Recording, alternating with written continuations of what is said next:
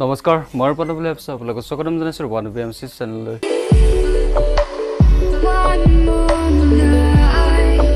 আচাৰ্য চাণক্যৰ এনেকুৱা এজন ব্যক্তি আছিল যিজন ব্যক্তি তেওঁৰ নাম শুনিলেই সোণালী ইতিহাসৰ কথা মনত পৰে তেওঁ এনেকুৱা এজন ব্যক্তি আছিল যিজন ব্যক্তি তেওঁৰ মগজু শক্তি প্ৰয়োগ কৰি গোটেই ভাৰতৰ ৰাজনীতিকে সলনি কৰি পেলাইছিল চ' এনে এজন ব্যক্তিয়ে আমাক কয় যে যদি এজন ব্যক্তি নিজৰ ওপৰত আত্মবিশ্বাস থাকে তেনেহ'লে তেওঁ ডাঙৰতকৈ ডাঙৰ কাম সম্পূৰ্ণ কৰিব পাৰিব চ' আজি মই আপোনালোকক আচাৰ্য চাণক্যৰ নীতিৰ 10টা লাইন শ্বেয়াৰ কৰিব লৈছোঁ নম্বৰ 1 আচাৰ্য চাণক্যই কৈছিল যে সুখী জীৱনৰ আটাইতকৈ ডাঙৰ গুৰু মন্ত্ৰটো হ'ল নিজৰ চিক্ৰেট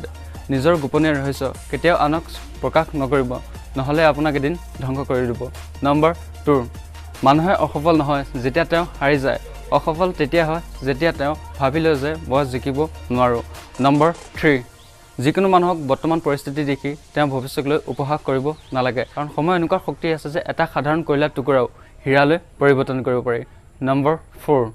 সফলতা হ'বলৈ কাৰণে ভাল বন্ধু প্ৰয়োজন কিন্তু তাতকৈ বেছি সফলতা হ'বলৈ কাৰণে ভাল শত্ৰু প্ৰয়োজন নম্বৰ 5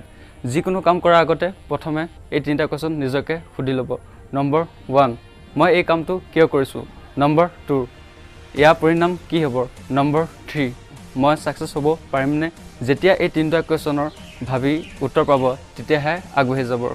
নম্বৰ 6 মূৰ্খ ব্যক্তিৰ পৰা প্ৰশংসা শুনাতকৈ বুদ্ধিমান ব্যক্তিৰ পৰা গালি শুনাই ভাল number 7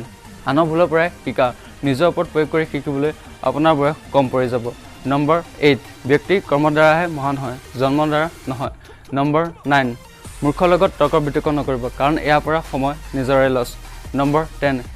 a person should not be too honest steering tests are cut first and honest people are scored first যদি ভিডিওটো ভাল লাগিছে লাইক শ্বেয়াৰ কমেন্ট কৰিব নাপাহৰিব লগতে সাবস্ক্ৰাইব কৰিব নাপাহৰিব থ্যাংক ইউ ভিডিওটো চাবলৈ জয় হিন্দ বন্দে মাতৰম